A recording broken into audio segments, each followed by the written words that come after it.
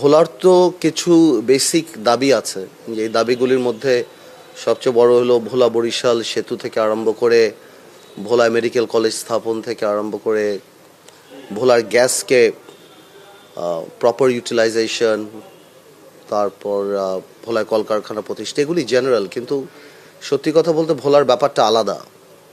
ভোলায় সবচেয়ে বড় ব্যাপারটা হলো যে ভোলায়, দেখুন, প্রার্থী হিসাবে তো আমি অনেক কথা বলতে পারি, আমার অপোনেন্ট প্রার্থীও অনেক কথা বলতে পারে। সবচেয়ে বড় ব্যাপারটা হলো যে জনগণ আস্থা কাকে করে, জনগণ বিশ্বাস কাকে করে, সেটাই। আমি 10টা লিস্ট দিতে পারি, আমার অপোনেন্ট প্রার্থীও 15টা লিস্ট দিতে পারে যে আমরা আসলে এটা করব, আমরা আসলে এটা করব। আসলে মানুষ বিশ্বাস কাকে করে, যে কাকে দিয়ে সম্ভব।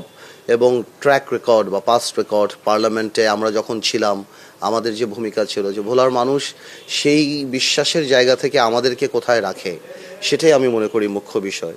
যে আসলে এই ব্যাপারগুলি আদায় করে নিয়ে আসা সরকারের কাছ থেকে, স্পেশালি ভোলা বরিশাল সেতু, এখানে যারা পৌরসভাতে আপনার গ্যাসের লাইনগুলি পেয়েছে কিন্তু গ্যাসটা পাই নাই, যেটা আমরা ইজিলি দিতে পারি, কানেক্ট করতে পারি।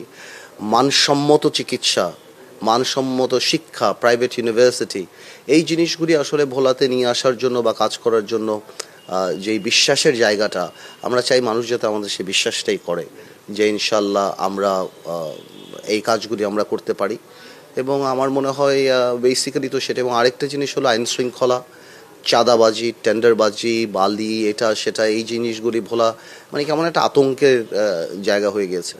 আর গত 17 বছর যখন সরকার ছিল তখন আসলে পলিটিক্যাল প্র্যাকটিস তেমন ছিল না, এই কারণেও এটা একটা বড় চ্যালেঞ্জ। আরেকটা জিনিস হলো আজকের দিনে, দেখুন, আমি যখন 2008-এ ইলেকশন করতাম তখন ভোলার ভোটার ছিল 2,30,000, আজকে প্রায় 4 লক্ষ ভোটার। তো সেই ক্ষেত্রে সমাজের গুরুত্বপূর্ণ ব্যক্তিদেরকেও পলিসি মেকিং প্রসিজারে ইনভলভ করাটা, যে সমাজে যারা গুরুত্বপূর্ণ, এখন সমাজে অনেক গুরুত্বপূর্ণ মানুষ আছে যারা হয়তো রাজনীতি করে না কিন্তু সমাজে তাদের যথেষ্ট কন্ট্রিবিউশন, বিভিন্ন ইউনিয়নে আছে। এই ধরনের একটা উপদেষ্টা কমিটি প্রত্যেক ইউনিয়নে করা, যারা নন পলিটিক্যাল, এবং তাদেরকেও আমাদের উন্নয়ন কর্মকাণ্ডে পার্ট করাটা আমি মনে করি এখন ইম্পর্টেন্ট, যেহেতু জনসংখ্যা ব্যাপক বৃদ্ধি পেয়েছে। এরকম আরও অনেক আমাদের প্ল্যান আছে। আর ইনশাল্লাহ আমার বিশ্বাস, যেহেতু ভোলার মানুষরা আমাকে দলমত নির্বিশেষে, যেহেতু আমার বাবার একটা রাজনৈতিক পরিচয় আছে এবং উনি সার্বজনীন নেতা হিসেবে পরিচিত ছিল, আমিও সেই পথেই হাঁটতে চাই, যাতে ভোলার ব্যাপারে যাতে সবার দরজায় আমার কাছে খোলা, এবং ইনশাল্লাহ আমরা সবাই মিলে জানি ভালোভাবে কাজ করতে।